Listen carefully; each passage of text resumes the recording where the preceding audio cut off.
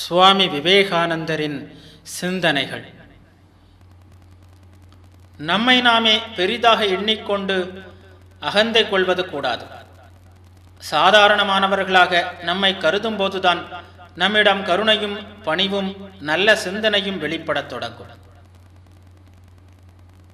விவசாயி மடையை திறந்துவிட்டால் புவியீர்ப்பு விசையால் நீர் தானாக பள்ளத்தை நோக்கி பாய்வது போல எல்லா ஆற்றல்களும் மனிதனுக்கு இயல்பிலேயே இருக்கின்றன. ஆன்மீகத்தின் உதவியால் தடைகளை போக்கி நாம் நிறைநிலையை அடைய வேண்டும்.